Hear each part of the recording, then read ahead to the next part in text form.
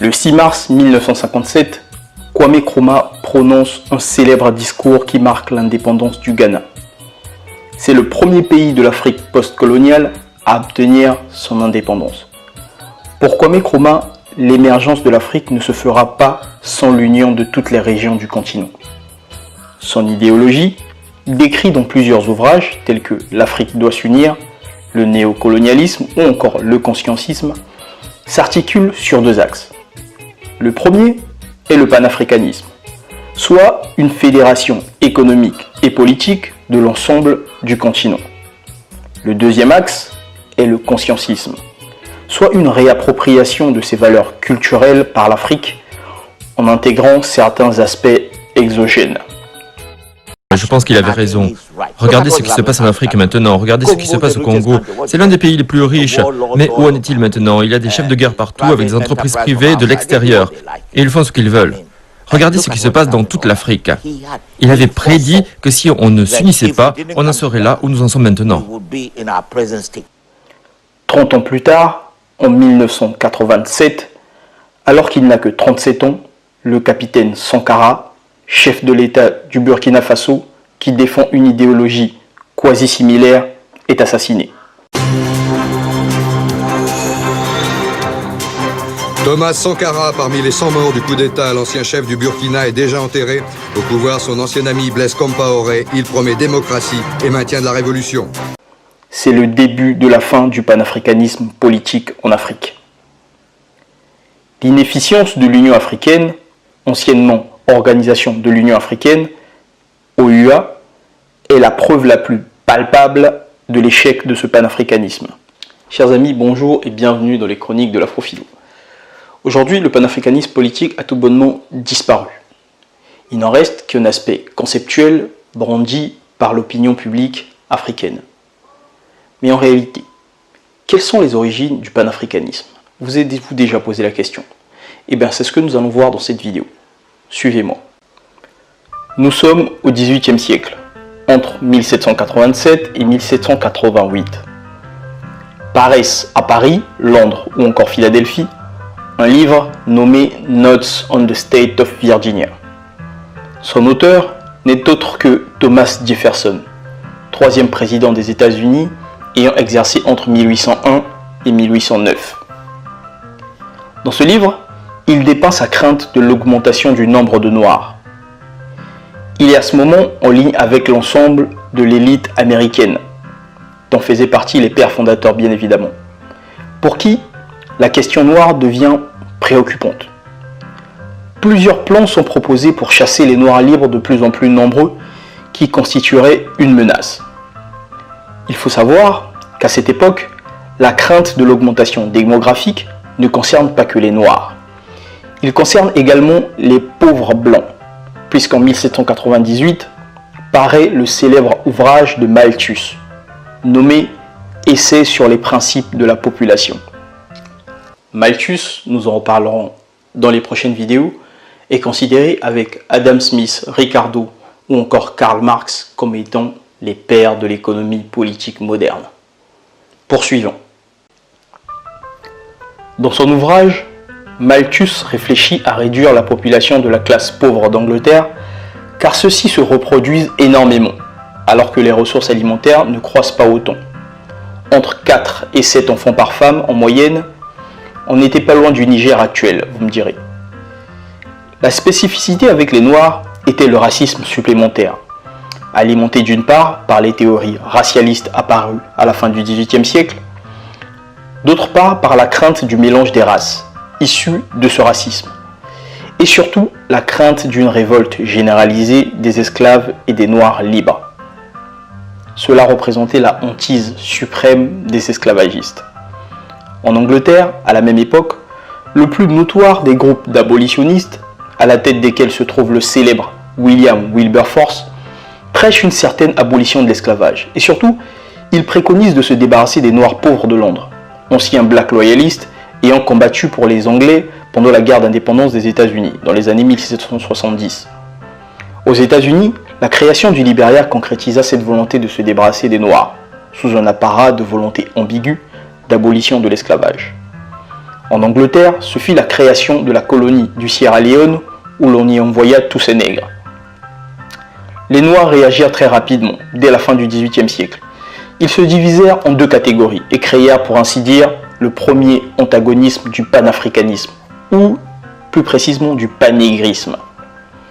Bien que militant tous pour la liberté et la dignité de l'homme noir, certains Noirs choisissent le retour en Afrique, appelons-les les panégristes remigrationnistes, tandis que d'autres s'y opposèrent fermement, appelons-les les panégristes implantés. Pourquoi le mot panégrisme? Eh bien, tout simplement parce que le terme panafricanisme date des années 1900. En effet, il a été pour la première fois évoqué dans les sillons de l'organisation de la première conférence panafricaine, en 1900, par l'association panafricaine d'Henry Sylvester Williams. Avant ces années, il n'y avait donc pas de mot, à proprement parler, pour indiquer tous ces Noirs qui se battaient pour leur liberté et pour leur dignité. Le mot panégrisme met donc en lumière le fait que la question de l'identité noire était au cœur de ces luttes. La tradition des esclaves noirs américains remigrationnistes remonte à la guerre des indépendances des États-Unis face aux Anglais. Les Black Loyalistes, comme on les nommera, étaient les esclaves qui se battaient aux côtés des Anglais, en échange de leur liberté. À la fin de la guerre, ceux-ci partiront avec les Anglais. Une partie se retrouvera en Nouvelle-Écosse, au Canada, et une autre à Londres. En fin de compte, la majorité de ces Black Loyalistes, environ 5000 personnes, seront transportées depuis le Canada et l'Angleterre vers la colonie du Sierra Leone, principalement dans la ville de Freetown entre 1787 et 1796. Leurs descendants constituent la communauté Creole ou créole du Sierra Leone. Ils joueront un rôle important dans la vie socio-économique et politique du Sierra Leone. Paul Cuffi, un métis afro-amérindien, fut une grande figure de ces mouvements de retour vers le Sierra Leone. En 1816, l'American Colonization Society est créée et entend transporter les Noirs libres des différents États d'Amérique vers l'Afrique. Les milieux chrétiens et congrégationnistes sont très actifs, mais le Congrès américain ne s'impliquera réellement jamais. Dès 1820, des fonds sont rassemblés et les premiers voyages ont lieu. Des colonies sont créées sur la côte ouest africaine à l'emplacement de Monrovia et autour. Grâce à des dons de particuliers, des églises et de certains États, l'ACS se développe et crée des filiales dans les différents États d'Amérique. Les dons sont stimulés suite à des révoltes telles que celle de Nat Turner en 1831. Les colons se disent « mieux vaut qu'ils partent ». La communication de l'ACS est subtile et insidieuse. En réalité, ils sont plutôt racistes et ne veulent pas que les Noirs restent aux États-Unis. Pas de mélange, disent-ils. Ils se parlent d'humanisme et disent qu'il est mieux que les Noirs américains chrétiens et éduqués repartent apporter la civilisation en Afrique. Wilmo Bliden est un personnage central de la remigration vers l'Afrique. Né à Saint-Thomas, ancienne colonie danoise en 1832, il arrive aux États-Unis à 17 ans.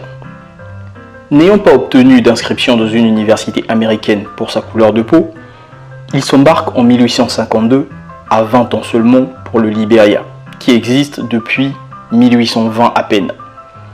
Très proche des dirigeants de l'ACS, il fait partie des Noirs qui acceptent d'émigrer vers l'Afrique avec l'association. Après ses études au Libéria, il occupe des postes de responsabilité et participe à œuvrer pour la reconnaissance du Libéria, qui n'arrivera qu'en 1862 pour les États-Unis. Certains Noirs adhèrent à la politique de l'ACS, mais beaucoup d'autres refusent, tels que les communautés noires libres de Virginie et surtout de Philadelphie. À Philadelphie, l'un d'eux est très connu, car il est un commerçant fortuné. Il se nomme James Forten. Pour la petite histoire, il était si riche que son héritage était estimé à 100 000 $ de l'époque, ce qui était considérable. Qui étaient donc les Noirs panégristes implantés? En d'autres termes, ceux qui voulaient rester aux États-Unis.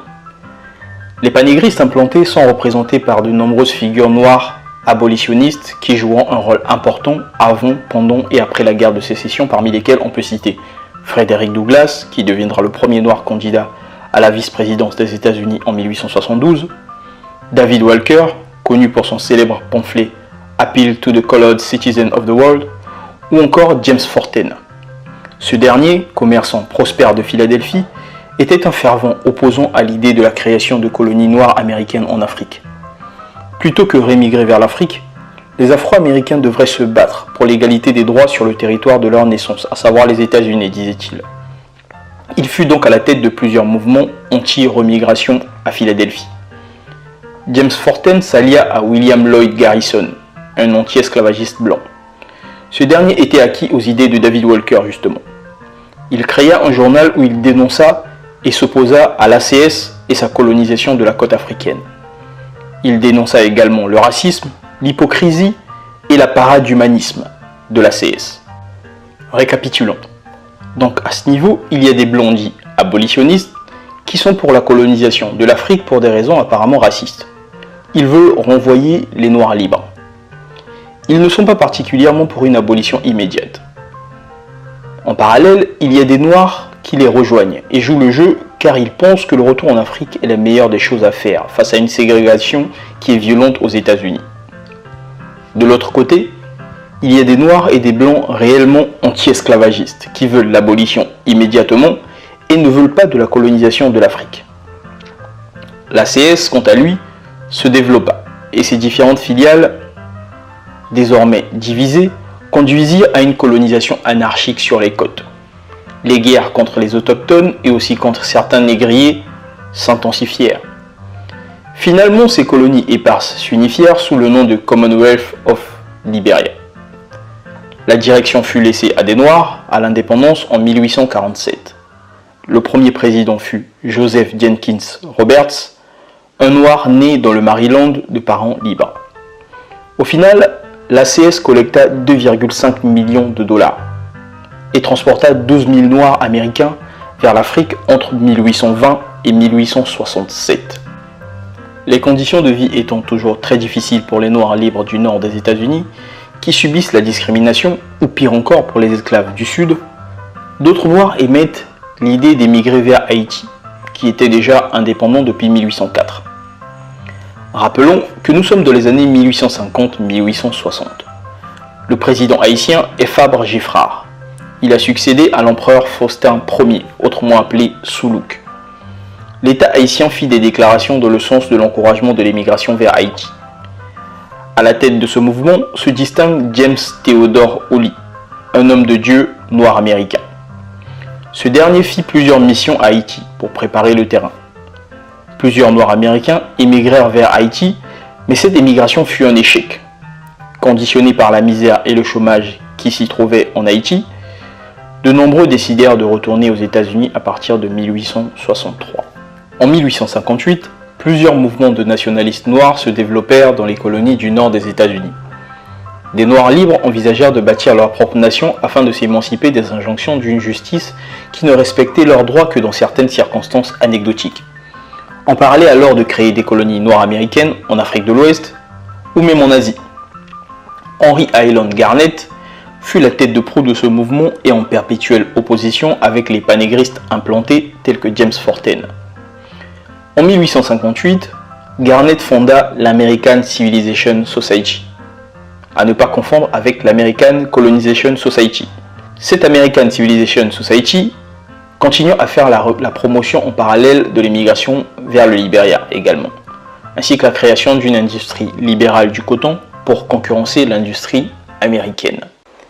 Martin Robinson Delaney est un lecteur de David Walker. Par cette lecture, il développe une pensée fortement anti-esclavagiste.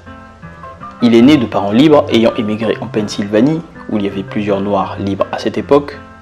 On retrouve des traces de ses grands-parents maternels qui sont des mandingues arrivés tardivement aux États-Unis au XVIIIe siècle. Il est explorateur, écrivain, directeur de journal, docteur. Il pratiqua pendant la guerre de sécession en tant que major. Bref, c'était un homme multitâche. Il s'opposa à la politique remigrationniste de l'ACS qui consistait à ramener les Noirs dans des colonies en Afrique. En cela, il est à l'image des panégristes implantés, tels que James Forten ou encore Frederick Douglass. Mais il se distingua de ces derniers par la nécessité, selon lui, à être séparé des Blancs. C'est un émigrationniste à l'image de James Theodore Holly. Dans un premier temps, il déménagea des États-Unis pour le Canada, puis en 1859 décida d'aller prospecter en Afrique le moyen d'y émigrer. Il fut reçu au Libéria, où il rencontra Blyden, bien qu'il eût critiqué le Libéria, ce produit de l'ACS depuis 2 décennies dans ses textes et ses journaux. Il se rendit au royaume de Lagos et à Abeokuta et dans d'autres cités Yoruba. Il négocia avec le roi d'Abeokuta la possibilité d'y faire venir des Noirs des États-Unis. De retour aux États-Unis, en passant par l'Angleterre en 1860, il rédigea son rapport et décida d'émigrer vers l'Afrique avec sa famille. En 1861, il apprit que les Anglais prirent Lagos, militairement, suite à un bombardement. Il assista aux vagues d'émigration vers Haïti organisées par James Theodore Holly en 1861 et 1862. Aux États-Unis, la guerre de sécession éclata en 1861, à Fort Sumter, en Caroline du Sud. Le 22 septembre de la même année, Lincoln proclama l'émancipation des Noirs pour des raisons stratégiques, des soldats supplémentaires. Dès lors, Delany changea ses projets et se battit pour le Nord pendant la guerre de sécession. Après la guerre, il tenta de se faire nommer consul des États-Unis en vain. Malgré ce revirement, ses contemporains disent que Martin Delany, qu'il resta ce qu'on peut appeler un radical noir. En cela, il est considéré comme le père du black nationalisme, un précurseur de la pensée de Marcus Garvey.